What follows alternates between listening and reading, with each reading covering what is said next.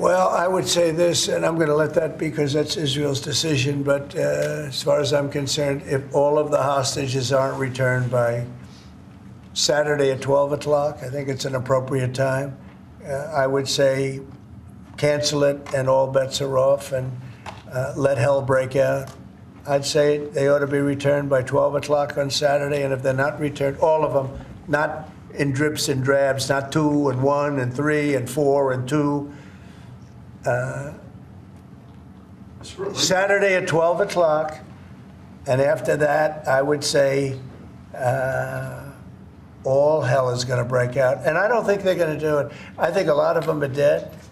I think a lot of the hostages are dead. I think it's a great human tragedy what's happened, how people can be that mean to do. I mean, the one guy was laughing when a hostage he thought his family was alive, found out the family was dead, and his captor, so to speak, started laughing because he thought it was so funny. You know, this is a different group of people. No, I would say Saturday at 12. We want them all back. I'm speaking for myself. Israel can override it, but from myself, Saturday at 12 o'clock, and if they're not here, all hell is going to break out. I just think it's time to either you release everybody. They're not going to be alive right now, based on what I saw over the last 2 days. They're not going to be alive for long.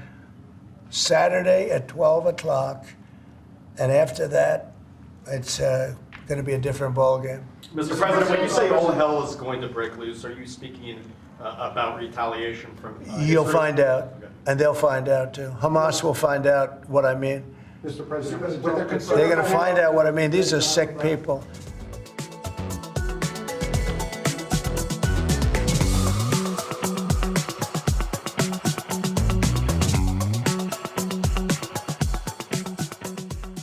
But what about the Palestinians who just won't leave? Our team has spoken to many. They're all going to leave when they have a place that's a better alternative. When they have a nice place that's safe, they're all going to leave. It's a hellhole right now. But how are you so sure? Would the U.S. force them to leave? You're going to see that they're all going to want to leave. Mr. President, when it comes to Saturday at noon,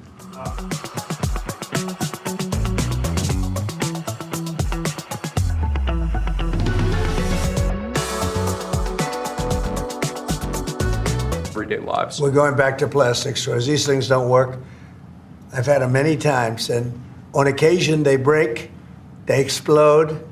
If something's hot, they don't last very long, like a matter of minutes, sometimes a matter of seconds. It's a ridiculous situation. So we're going back to plastic straws. I think it's okay.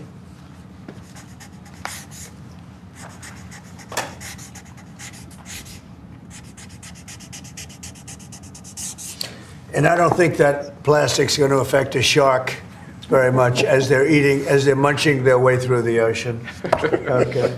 Thank you, sir. Thank you, sir. Next, we have a full and unconditional pardon for former Governor Rod Blagojevich of the state of Illinois.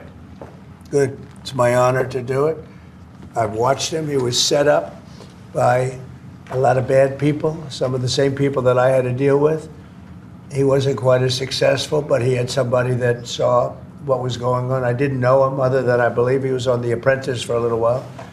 He was just a very nice person. He had a fantastic wife. She fought like hell to get him out. He was given a sentence of like 18 years. And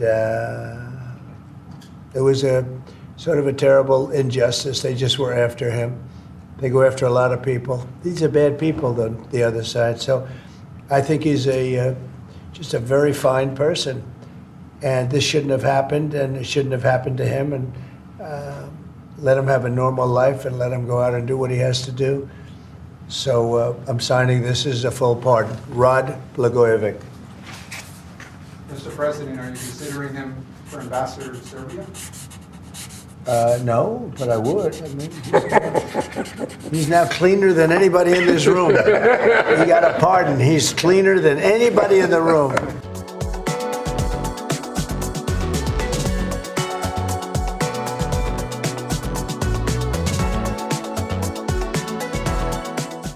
because of the damage to the United States steel industry that those exceptions and exclusions have imposed, we're now, this order would reimpose that 25% ad valorem tariff rate on imports of steel, and it's presented for your signature now. Okay. Do you understand what that means? It's a big deal. It's a big deal. This is the beginning of making America rich again.